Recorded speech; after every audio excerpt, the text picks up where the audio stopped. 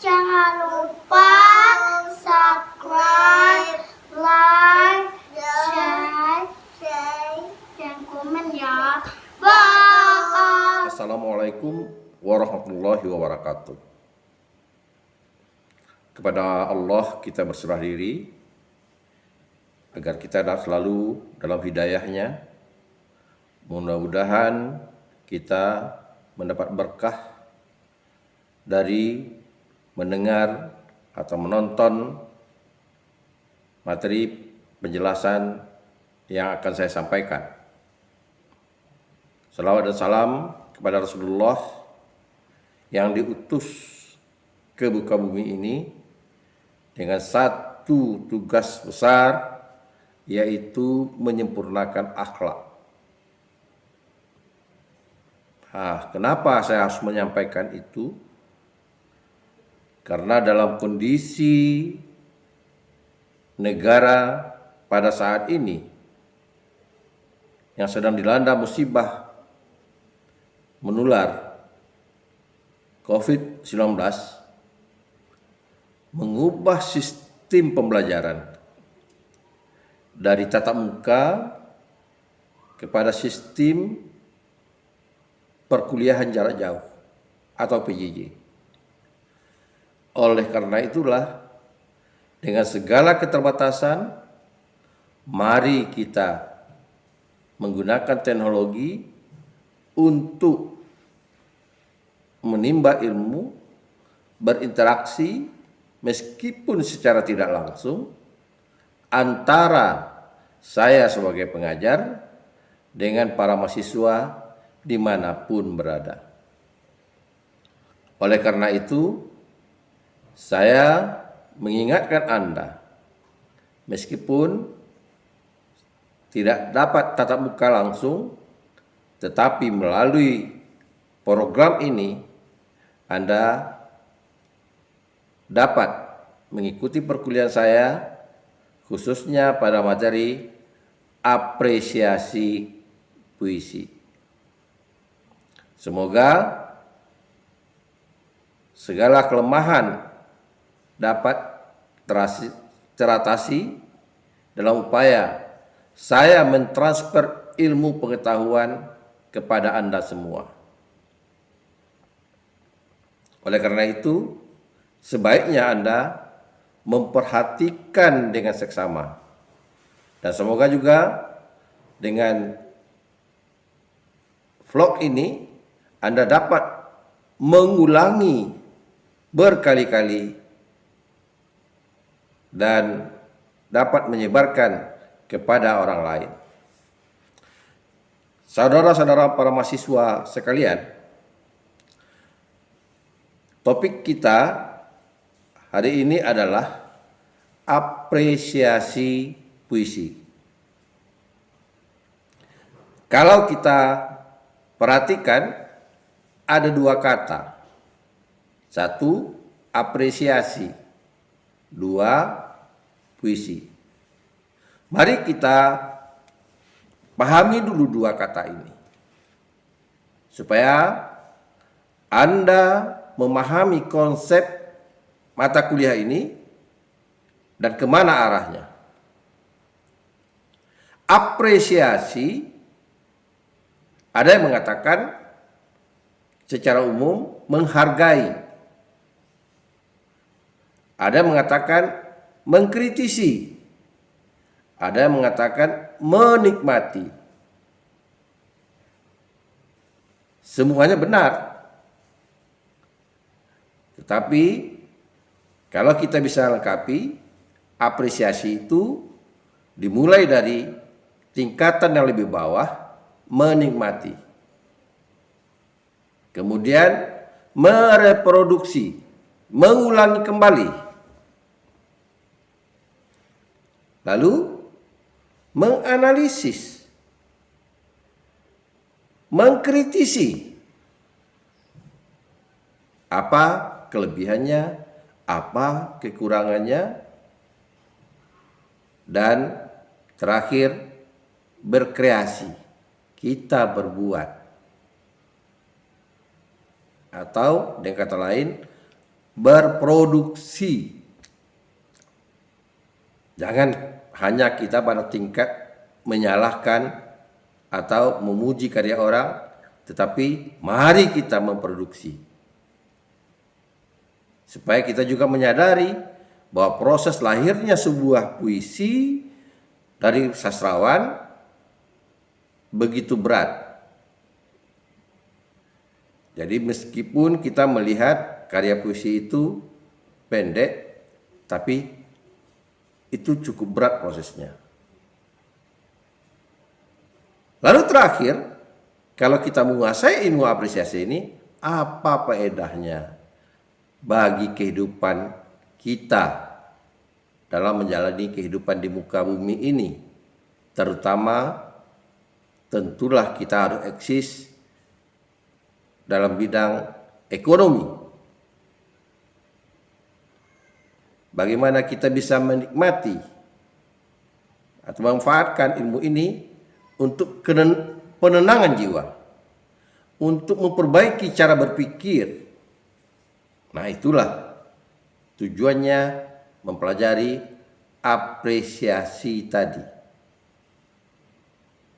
Jadi kalau kita ingin mengapresiasi pada tingkatan yang lebih tinggi, kita sudah mampu atau mulai bersikap membuat sesuatu yang bentuknya sama dengan orang.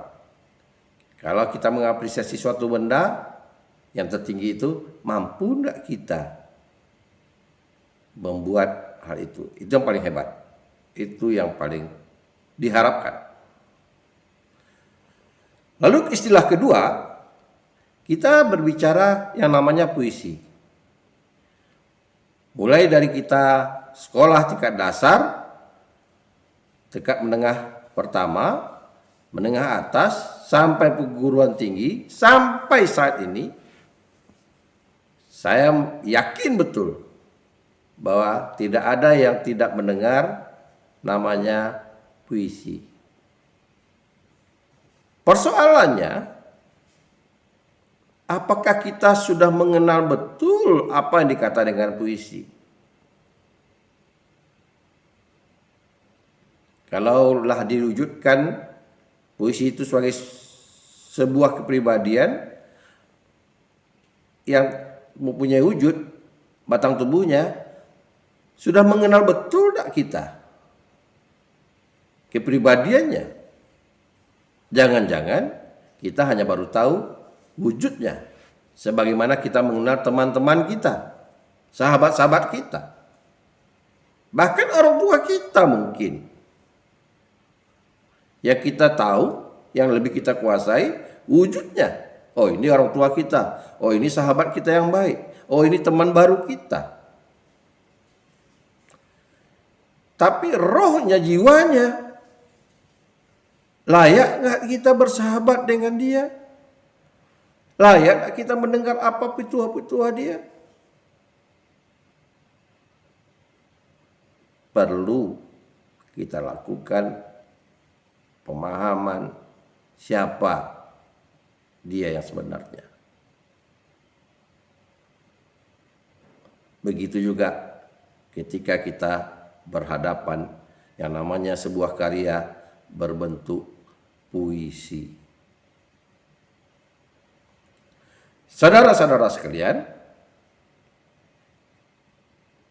jadi perlu dipahami dulu apa itu apresiasi puisi, sehingga kita tahu arah perkuliahan kita dan kita mampu memanfaatkan atau meresapi ilmu-ilmu di bidang apresiasi puisi sehingga berguna bagi kita dalam kehidupan ini.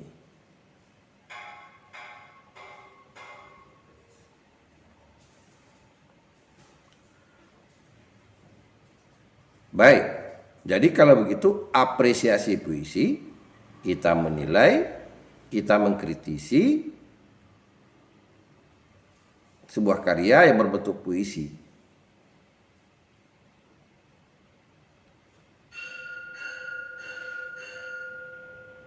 Saudara-saudara sekalian, nah dari mana kita memulainya? Tentu dari tingkat apresiasi dulu. Ya kan? Yang saya katakan menikmati. Menikmati.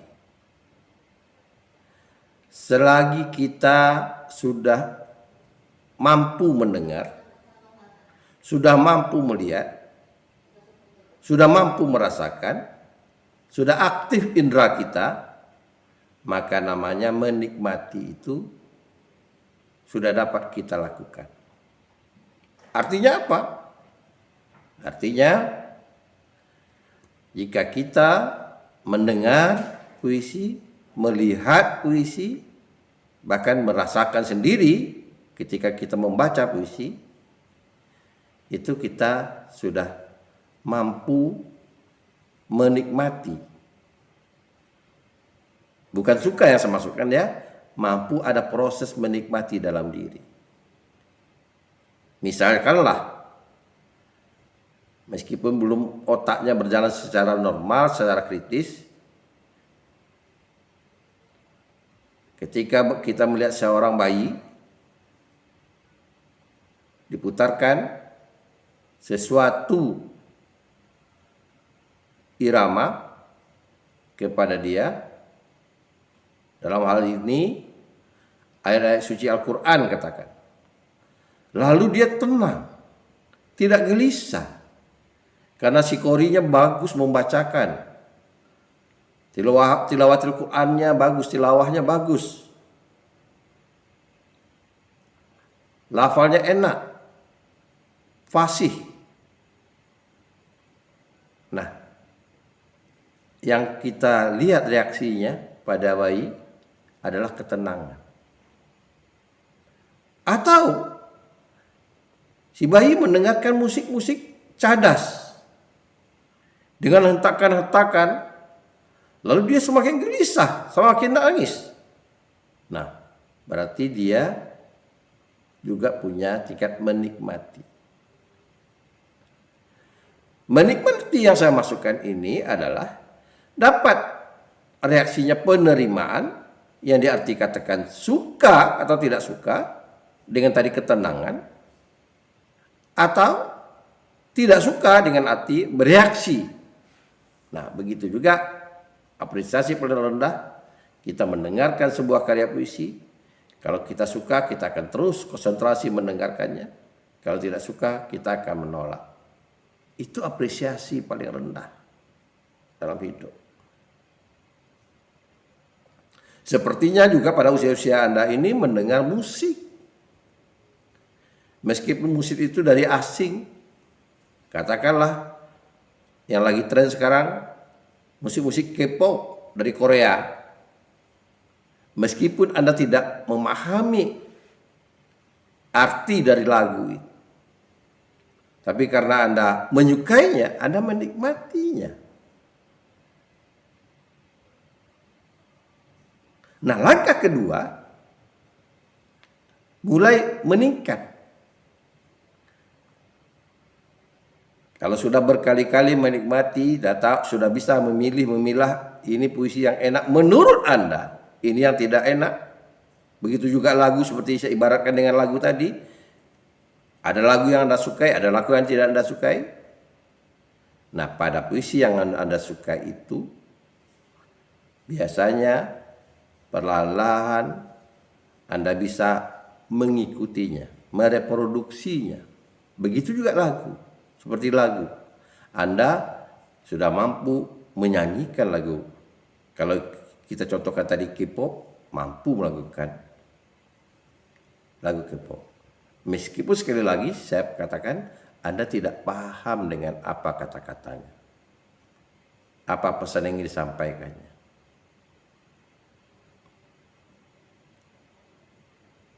Saudara-saudara sekalian, berarti Anda sudah berangkat atau beranjak dari apresiasi yang paling rendah pertama ke apresiasi tingkatan kedua, mereproduksi. Lalu, kalau sudah itu, bagi yang masih peduli dengan puisi atau dengan karya tadi, K-pop saya katakan tadi, saya berikan contoh seperti itu, maka Anda perlahan-lahan dalam pikiran Anda ingin tahu lebih jauh. Ingin tahu lebih jauh tentang puisi. Ada upaya yang dikatakan dengan upaya tingkatnya menganalisis puisi. Tahu, oh ini yang membuat dia unggul. Oh ini yang membuat dia tidak enak. Anda sudah jadi pendengar yang kritis. Mengkritisinya. Lalu, mampu tidak Anda mengkritisinya dengan bahan yang sangat sederhana, pengetahuan yang sangat sederhana?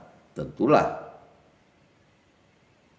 analisis Anda, kritisi Anda, ya sesuai dengan kondisi yang ada.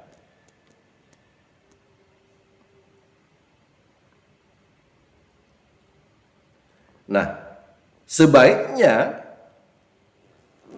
ketika kita mengkritisi, kita sudah punya ilmu pengetahuan yang dikatakan dengan teori susastra.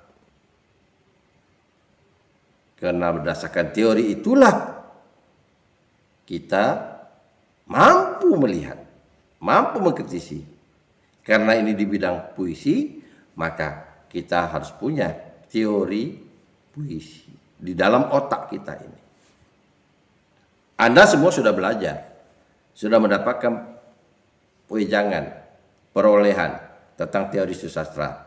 Sekaranglah Anda mulai memanfaatkan teori susastra yang Anda pelajari setahun yang lalu.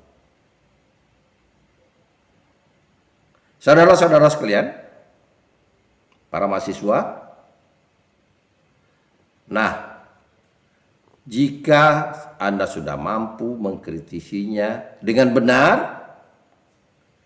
Anda sudah bisa menyeleksi dengan alasan yang tepat kelebihan dan kelemahan puisi sesuai dengan teori puisi, teori susastra.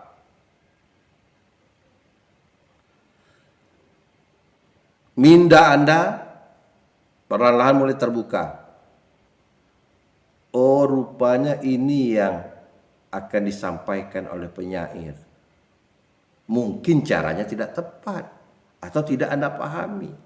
Perlu dianalisis. Perlu ditafsirkan. Perlu diinterpretasikan. Ada upaya interpretasi. Pada tingkat ini, Anda tidak lagi sama dengan masyarakat secara umumnya yang menikmati puisi sehingga bisa mendoktrin bahwa puisi itu sesuatu yang hanya membuang-buang waktu, hanya mencari-cari kesenangan. Kenapa? Karena mereka tidak mampu atau belum pada tahap kemampuan mengapresiasi seperti yang saya katakan tadi. Oleh karena itulah teori apresiasi puisi yang akan saya bentangkan kepada Anda pada semester ini supaya Anda tahu manfaatnya. Bahkan lebih jauh Anda bisa mengambil hikmahnya dalam pelajaran apresiasi puisi ini. Tentu masih ada lagi tingkatan yang lebih tinggi yang harusnya Anda capai. Apa tingkatan itu? Memproduksi. Kalau tadi tingkatannya bisa mengkritisi kelebihan dan kekurangan, apa manfaatnya? Nah, ini kita bisa memproduksi, berbuat. Jangan hanya pandai menilai karya orang, tapi kita juga bisa berbuat. Ya, kita bisa juga. Syukur-syukur kita bisa berbuat hal yang berbeda, yang lebih hebat dari apa yang kita hadapi. Sesuai dengan keinginan dan selera kita. Karena membuat karya itu, alangkah baiknya tidak hanya memikirkan selera orang, tapi selera kita. Yang menurut kita itu tepat, sesuai dengan bakat dan kemauan kita untuk menyampaikan sesuatu melalui karya puisi.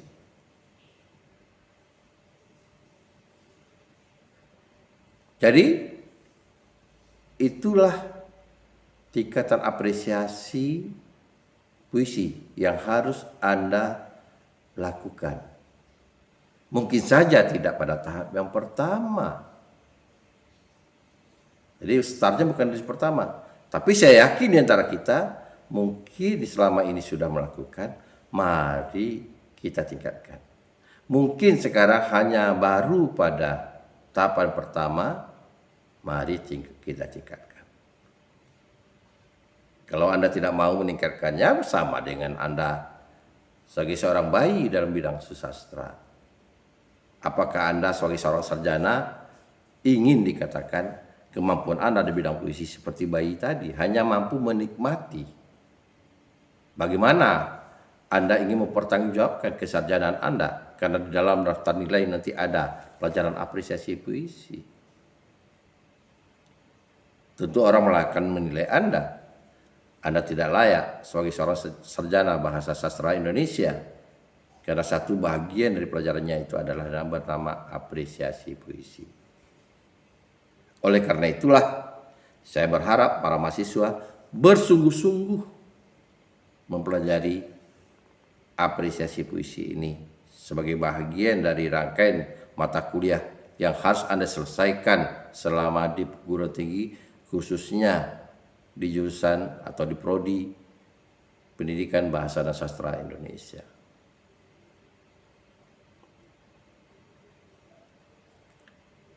Para mahasiswa yang saya hormati, nah lalu mungkin dalam pikiran Anda sudah tersimpan yang ingin Anda sampaikan. Kita pernah mendengar yang namanya sanja. Nah, kita pernah juga mendengar yang namanya saja. Lalu kali ini kita disajikan istilah yang namanya puisi. Dalam pikiran Anda, apakah sama sanja, saja, puisi? Apakah kata ini bersinonim? Nah, mari kita pahami satu persatu, sehingga kita bisa menyimpulkan apa itu sanja, apa itu saja, apa itu puisi.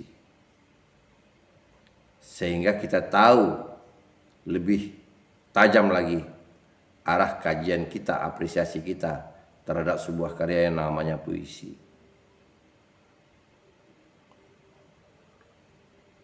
Kita mulai dari kata sanja. Pada awalnya mungkin orang tidak tahu secara umum, saya katakan seperti sekarang ini, yang namanya sajak atau sanja. Atau puisi, maaf, ada puisi. Orang mengenal karya itu yang berbentuk wujud itu namanya sanja. Tentu saya dapat mengatakan ketika periodisasi zaman karya-karya puisi berpola. Nanti kita bahas apa yang dikatakan puisi berpola. Sanja muncul istilahnya karena orang melihat sebuah karya yang indah, yang enak untuk dinikmati, memiliki persamaan bunyi yang kita katakan namanya rima. Di mana letak persamaan bunyi? Terutama di akhir bait.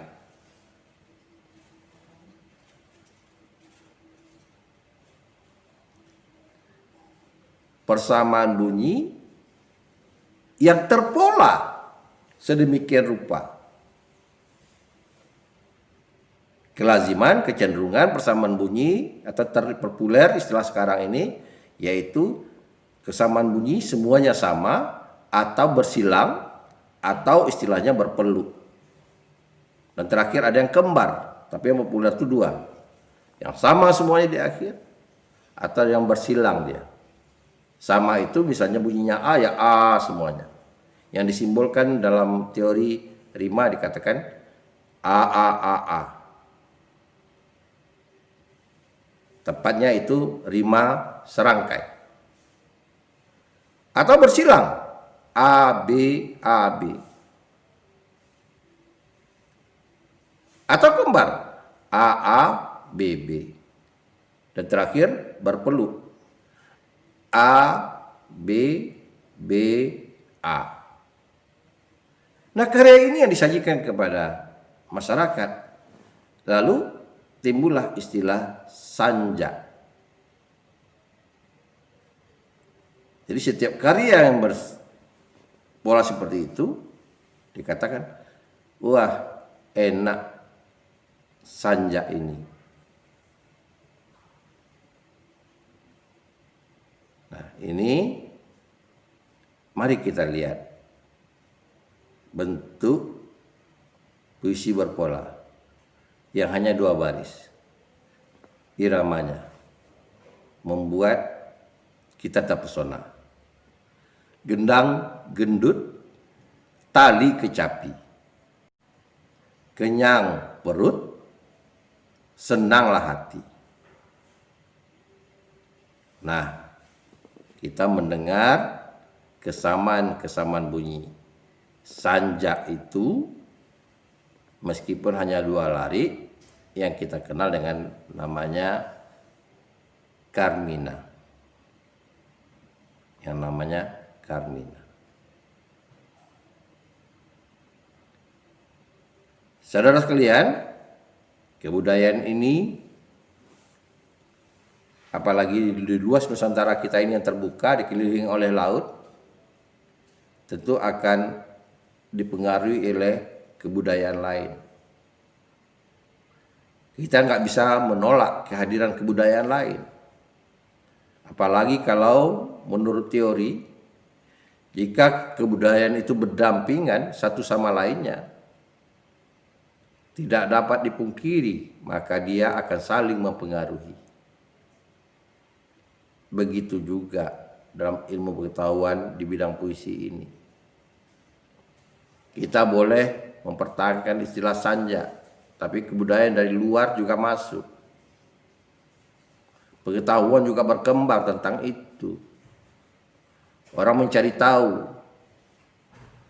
Bahasa saja yang kita pakai akan berubah dari makna yang sempit menjadi makna yang berluas. Dari makna yang dulunya nilainya positif jadi negatif. Itulah kebudayaan. Peradaban itu akan berubah. Nah, orang lalu mulai mengenal nama istilahnya sajak. Lalu, apa pula artian atau pemahaman tentang sajak? Bendanya itu juga, bentuk karyanya itu juga. Tapi sekarang istilahnya sudah sajak. Nah, mari kita lihat konsep dasarnya. Dikatakan sajak itu dari wujudnya. Secara kesepakatan, secara konvensi kita mengatakan sajak. Meskipun kita belum mengkritisi secara lebih dalam. Sama halnya ketika kita melihat seseorang, kita bisa memutuskan dia laki-laki atau perempuan. Meskipun harusnya menentukan laki-laki perempuan itu adalah berdasarkan kelamin, alat produksi. Tapi ini tidak mungkin kita lakukan. Yang kita lakukan, yang kita lihat secara kesepakatan dalam minda kita, oh ini laki-laki ini. Sesuai dengan ciri-ciri yang pengetahuan kita. Ini perempuan. Begitu juga ketika kita menetapkan golongan sebuah pohon. Pohon palma lah katakan. Jenis palma itu apa? Ada pohon pinang. Ada pohon kelapa. Lalu sawit termasuk palma atau tidak? Berdasar ilmu pengetahuan kita, ilmu yang kita kuasai tentang palma, ya jelas dia palma. Kita ke hutan belantara, melihat sebuah pohon, ini palma atau tidak?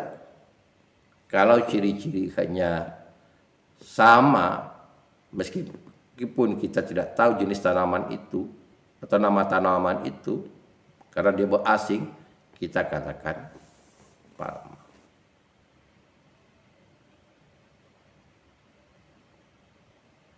Nah, bagaimana ya kita menilai sebuah karya atau menentukan sebuah karya itu saja? Mari secara umum kita lihat ciri-ciri saja. Apa ciri secara umumnya? Ada lari. Yang membedakan karya itu dengan karya prosa.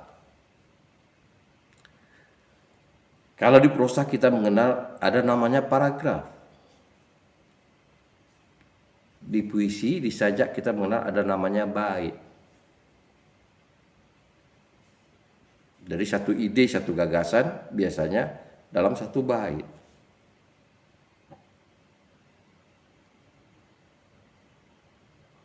Jadi disusun sedemikian rupa dengan kumpulan-kumpulan bait-bait. Apakah tipografinya block style lurus di bawah, di kiri, lurus di kanan, atau dia membloknya seperti tropi, seperti macam-macam ragam, itu kita katakan saja.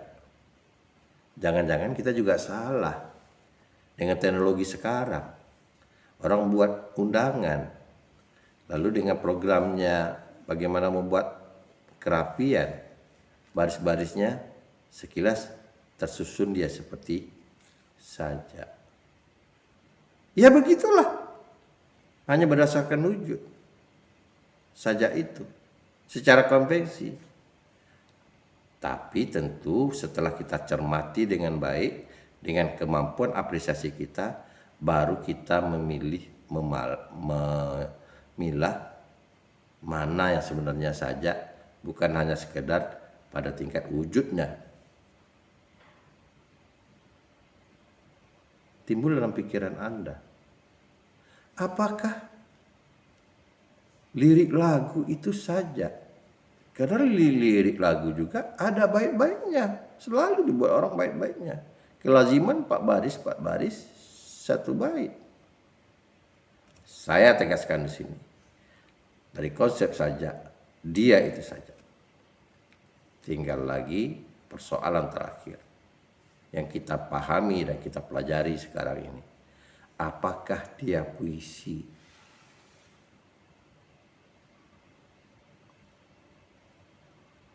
Nah, kalau tadi kita mengenal istilah sanja, kita mengenal istilah sajak, ini sudah dirangkum dengan istilah puisi.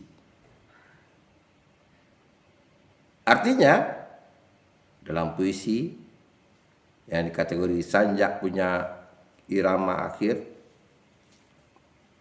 juga pada puisi. Yang wujudnya tadi, bangunannya tadi, yang secara konvensi dikatakan itu sajak, juga dia bagian dari yang kita pahami itu puisi. Lalu, apa bedanya? Penegasannya lagi, puisi bahasanya harus puitis. Kembali ke persoalan contoh tadi lagu, apakah semua lagu itu puisi? Belum tentu. Kalau bahasanya tidak puitis, maka dia dikategorikan tidak puitis. Sajak benar saja, tapi bukan puisi. Nah, sinilah letak bedanya dan titik temunya atau titik bedanya istilah ketiga tadi. Sanjak, sajak, dan puisi. Berpikir lagi Anda mungkin. Bahasa puisi itu yang bagaimana? Bahasa puitis itu yang bagaimana? Menurut para ahli, salah satu diantaranya, Anda bisa baca dalam buku teori sastra, René Welek, Astrid Weren, sudah diterjemahkan dalam bahasa Indonesia. Ia mengatakan begini, bahasa susastra itu bahasa yang tidak langsung dapat dicermati, dinikmati. Karena dia tidak bahasa yang bermakna denotatif. Seperti bahasa keseharian. Tapi dia bermakna konotatif. Lebih luas dari makna konotatif itu, yang bahasa puisi yang lebih bagus, yang puitis lebih bagus, diibaratkan dia seperti diamond, berlian. Dari sudut manapun dipandang dia bercahaya. Dari sudut manapun dipandang dia diterjemahkan sesuai dengan apa yang diapresiasi oleh orang si pembacanya.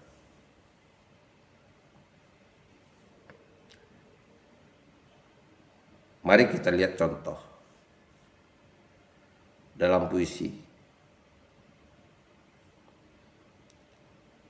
Khairil Anwar menuliskan sajak yang berjudul Aku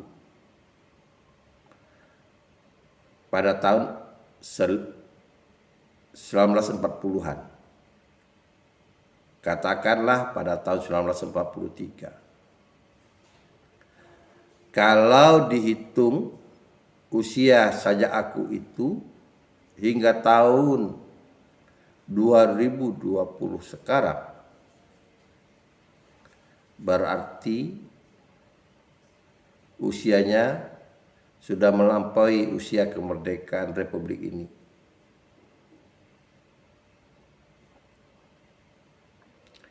Tapi kepada anak-anak SD saja dibacakan atau orang awam saja dibacakan sajak ini, dia seperti baru saja dilahirkan, baru saja diciptakan.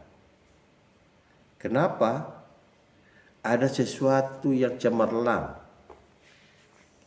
disampaikan oleh Khairil Anwar dan secara universal, secara de facto diakui oleh semua orang yang punya pikiran.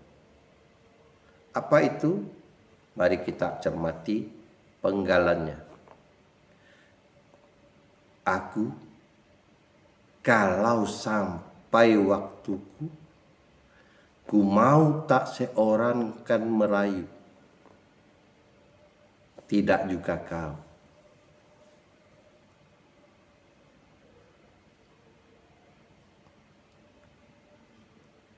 Mari kita resapi statement ini, lirik puisi ini. Saya ulangi lagi. Aku, kalau sampai waktuku, ku mau tak seorang kan merayu, tidak juga kau. Paham? Apa yang saya katakan itu? Apakah Anda tidak setuju dengan pernyataan Khairil tadi? Jika diresapi Anda pada posisi itu, pernyataan itu pada diri Anda. Semua manusia punya batas kesabaran. Batas kesabarannya itu sudah ada temponya.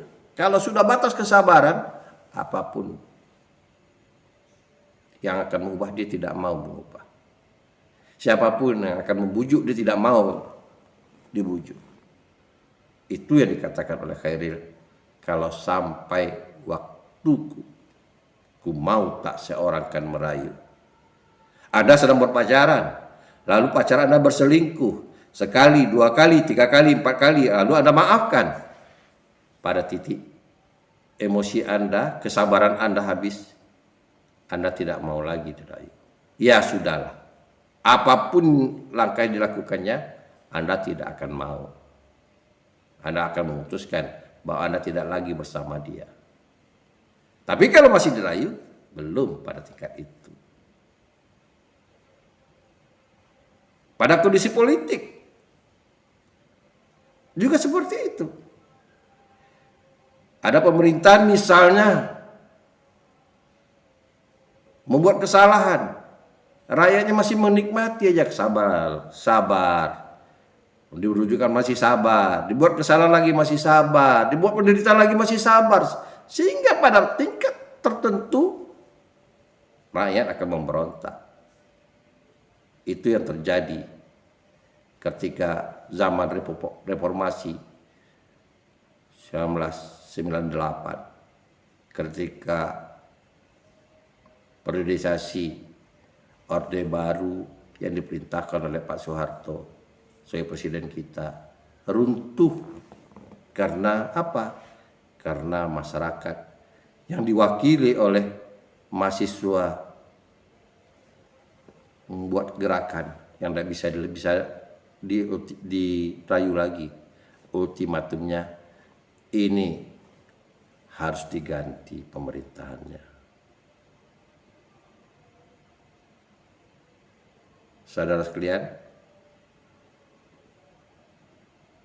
begitulah ketajaman puisi yang bermutu.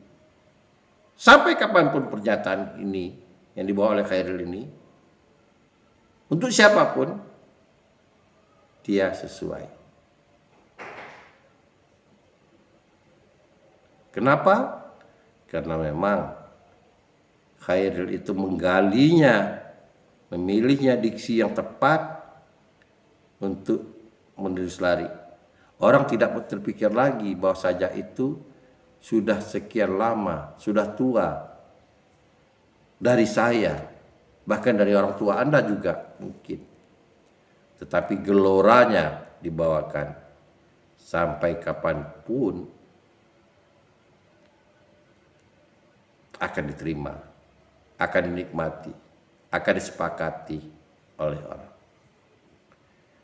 Dalam keadaan hubungan manusia dengan manusia. Tapi ingat, itu bukan hanya seperti itu. Kalau Anda bisa menghayati sebagai orang beriman, kalau sempat Allah Subhanahu wa Ta'ala atau Tuhan Yang Maha Esa mengatakan, aku kalau sampai waktuku, ku mau tak seorang kan merayu. Tak perlu Anda merayu Tuhan. Ya, Tuhan sudah bosan dengan Anda. Seperti apa yang dikatakan oleh Ebit G.A.D. Mungkin Tuhan telah bosan melihat tingkah kita. Nah, bencana akan jatuh. Oleh karena itulah, Kalau kita menghayati, mengapresiasi puisi Khairil tadi, mari kita siap-siap ketika kita bergaul dengan teman, kita memarahi teman, atau kita mencaci teman. Harus diingat saja itu, bahwa dia manusia, dia punya batas kesabaran. Jangankan manusia, hewan saja punya batas kesabaran. Boleh Anda coba. Seekor anjing yang Anda mungkin tidak suka, karena dia sering mengganggu, karena sering dia menggonggong Anda. Lalu Anda kejar, katakanlah dengan kayu. Kalau masih sempat dia lari. Tapi kalau dia sudah terpojok, tak ada lagi, kesabarannya sudah mulai habis, dia akan menyerang Anda. Begitulah manfaatnya kalau kita mampu mengapresiasi puisi dengan benar. Dengan satu lirik puisi itu saja kita bisa mengubah sikap kita yang mungkin selama ini tidak terpikirkan oleh kita. Kita makhluk sosial, kita harus paham konsep itu. Kalau sampai waktuku, ku mau tak seorang kan melayu, tidak juga kau. Saudara sekalian,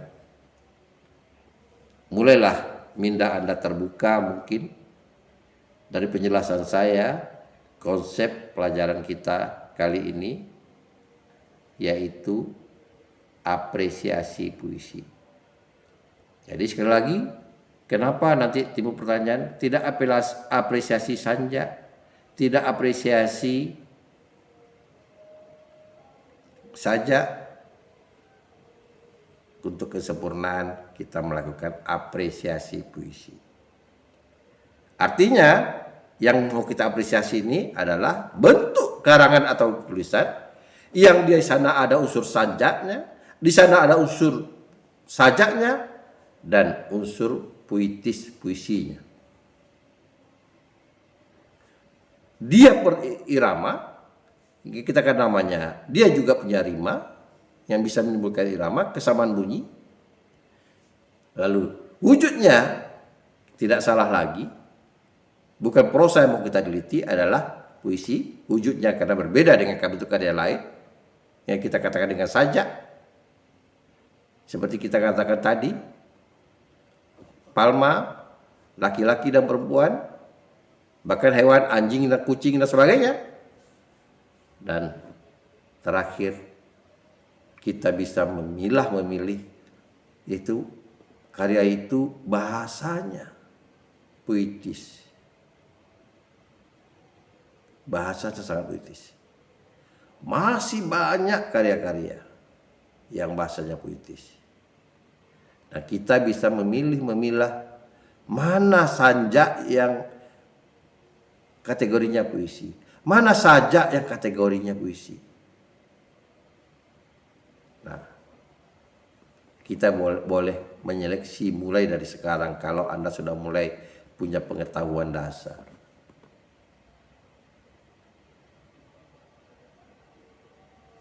Baik, saudara sekalian, kita mulai beralih kepada pemahaman selanjutnya.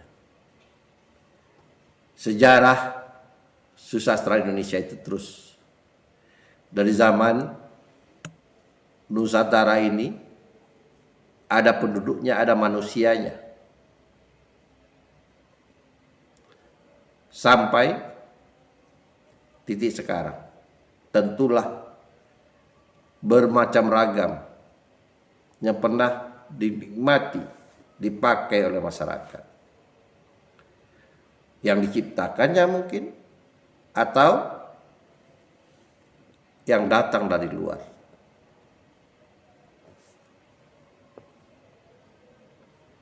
Nah, dengan perkembangan itu pula, puisi ini juga berkembang. Secara praktis, kita bisa mengelompokkan puisi itu pada dua bentuk besar.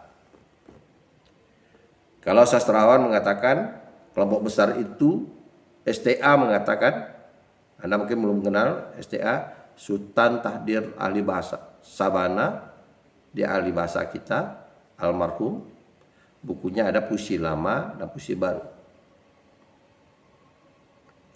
Dia membagi dua kelompok besar, puisi lama, puisi baru. Anda jangan tanyakan ke saya batasannya di mana. Tapi secara kasat mata, puisi lama yang dikatakannya sebetulnya puisi itu masih terikat dengan pola-pola. Puisi baru sudah tidak lagi menggunakan tradisi pola-pola. Saya berpikir alangkah baiknya kita kelompokkan dengan dua istilah. Puisi berpola dan puisi tidak berpola. Puisi berpola yang saya masukkan itu terikat dia dengan pola. Yang tidak berpola ini tidak mempunyai pola yang tetap. Bebas, bukan tidak punya pola, dia punya pola secara personal. Kenapa saya tidak menggunakan puisi lama dan puisi baru? Kalau istilah puisi lama diciptakan, misalkanlah kita ambil pantun, diciptakan orang sekarang, pantun, Andalah katakan menciptakan pantun sekarang, apakah itu dikatakan puisi lama? Baru saja Anda ciptakan. Karena konotasinya lama dan baru itu diasumsikan berkaitan dengan waktu. Malahan yang dimaksudkan STA Sultan Tahdir Ahli Sabana itu berkaitan dengan pola. Nah, saya menggunakan istilah puisi berpola dan puisi tidak berpola. Puisi berpola ini kapan saja diciptakan, ya tetap dia namanya puisi berpola. Tidak mengenal waktu.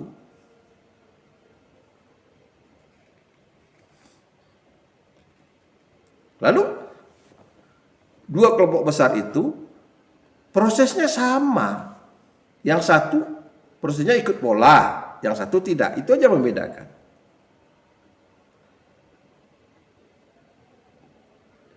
Kalau ikut pola, ya jelas. Lari dari pola, puisi itu salah. Atau cacat. Kita beri contoh lah misalnya. Jumlah kata pada satu lari. Kecenderungan 4 hingga 5 kata. Ambillah contoh membuat pantun. Kalau 6, 7, ya tidak mengena dia.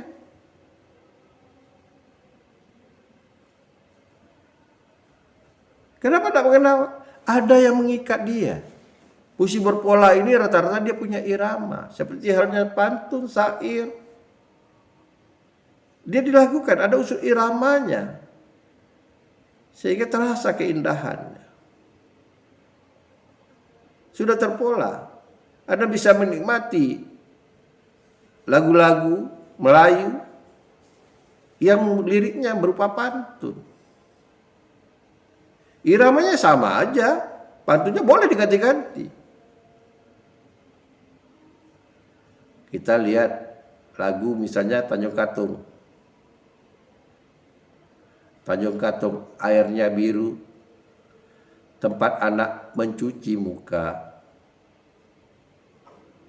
Sedang sekampung hatiku rindu, apatah lagi jauh di mata. Anda bayangkan?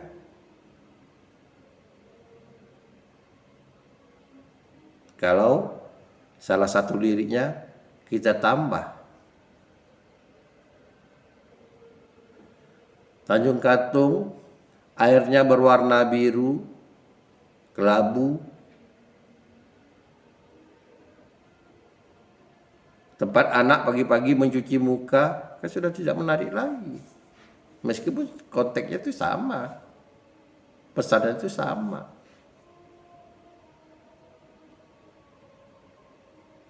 Nah, inilah yang harus Anda pahami, sehingga di pertemuan berikutnya kita akan membahas, kita mulai dari puisi berpola. Mungkin Anda tidak sabar, apa yang termasuk puisi berpola itu? Nah, puisi berpola itu seperti mantra, pantun, syair, gurindam, soneta. Itu puisi-puisi yang berpola. Tapi saya ingatkan lagi, apa dikatakan Atiu, teori dengan kenyataan, dengan karya selalu terjadi pertentangan, tegangan pada teori. Kenapa? Karena teori itu dalam sastra muncul di belakangan.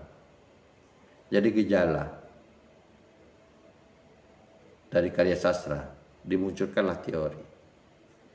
Nah, karena itu jika apa yang saya katakan nanti dalam pembahasan lalu tidak sesuai dengan contoh yang Anda jumpai di lapangan, bukan berarti salah.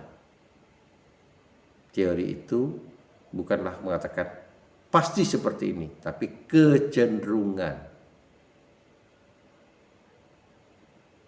Ada 5 karya yang kita buat atau dibuat oleh orang atau kita jumpai yang ada dalam tengah-tengah masyarakat. Yang 4 ini cenderung jumlah katanya satu baris itu 4 hingga 5. Ada satu yang lebih. Kena kita simpulkan harus menggunakan kata cenderung yang banyak, yang lazim dipakai orang. Oke. Dan kapan periodisasi puisi tidak berpola? Periodisasinya itu gongnya dipukul oleh Khairil Anwar. Khairil Anwar telah memunculkan karya-karya yang tidak berpedoman pada pola tertentu yang sudah berlaku. Terutamanya pada lari, jumlah kata pada sebuah lari. Kedua, jumlah lari atau baris pada bait. Ketiga, iramanya. Ya, ini akan kita bicarakan secara rinci pada puisi tidak berpola. Demikianlah pertemuan kita pada kali ini. Kepada para mahasiswa, mulai saat ini, kalau Anda belajar apresiasi puisi dengan saya, mulailah berupaya meningkatkan minda Anda, menghargai sebuah karya dari mulai tingkat apresiasi yang paling rendah. Anda gunakan mata Anda gunakan telinga Anda gunakan hati Anda. Mulailah tingkat apresiasi paling rendah yang saya katakan tadi, menikmati puisi, baca puisi, dengar ketika orang baca puisi, lalu renungkan. Tidak peduli bentuk puisi apa saja, berpola atau tidak berpola, puisinya masih sudah lama atau masih baru, Anda nikmati, baca, banyak membaca. Biarlah otak Anda menyeleksi, biarlah hati Anda merasakan mana karya-karya yang menyentuh perasaan Anda, mana yang tidak. Biarlah dia berproses. Apa keuntungan Anda banyak membaca? Pertama, Anda banyak bakal mengenal ragam-ragam puisi. Secara tidak sadar pula, Anda sudah menyerap kosakata-kosakata atau diksi-diksi yang dipakai oleh penyair. Berarti Anda kaya dengan pembenaran. Karena puisi, diksinya, ada kalakannya menggunakan gaya bahasa. Ketiga, Anda punya kemampuan menafsirkan kata yang tersurat, tertulis dalam puisi, atau yang tersirat. Anda meningkatkan kemampuan penafsiran puisi. Keempat, Anda bisa menarik maknanya, pesan yang akan disampaikan puisi. Apakah pesan itu baik untuk Anda, untuk orang banyak atau tidak? Artinya faedahnya puisi itu. Kelima, Anda akan menikmati keindahan puisi yang bisa menenangkan jiwa Anda. Kalau diibaratkan jiwa Anda itu punya sungai yang mengalir di sana, airnya berbentuk susastra yang baik, yang menyejukkan jiwa Anda, dan mungkin juga dapat dinikmati oleh orang lain dengan sikap Anda. Kenapa tidak? Deras arusnya itu harus Anda jaga, semakin mengalir jiwa susastra pada diri Anda. Semoga. Tapi sekali lagi saya katakan, Anda harus ingat waktu. Mungkin dari kejauhan Anda dengar azan. Inilah saatnya Anda berserah diri kepada Allah Subhanahu wa Ta'ala. Azan sudah memanggil. Sebetulnya kumandang azan itu sama dengan puisi yang diciptakan. Meskipun secara detail mungkin tidak semua Anda paham terjemahannya, tapi kumandang azan ini Anda nikmati. Lalu Anda lakukan apa perintahnya, karena Anda takut kepada Allah Subhanahu wa Ta'ala. Mari kita, jika mendengar suara azan, bagi kaum muslimin, kita tunaikan sholat. Sampai di sini dulu perkuliahan kita. Ingat, sekali lagi saya katakan, apresiasi puisi tujuannya adalah upaya mengapresiasi karya-karya yang mempunyai nilai-nilai yang puitis. Puisi itu dibangun dengan dua jiwa. Ada keindahan, ada pesan. Pesan yang disampaikan dengan keindahan, seperti suara azan. Terima kasih. Assalamualaikum warahmatullahi wabarakatuh.